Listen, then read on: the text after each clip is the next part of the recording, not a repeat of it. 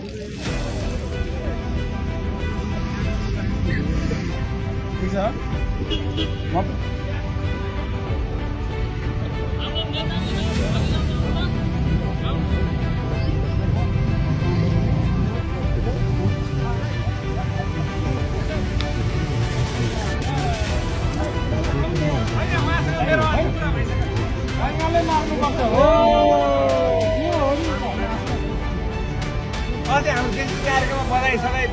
होइन उहाँको निश्चित छ भनिसकेको एउटा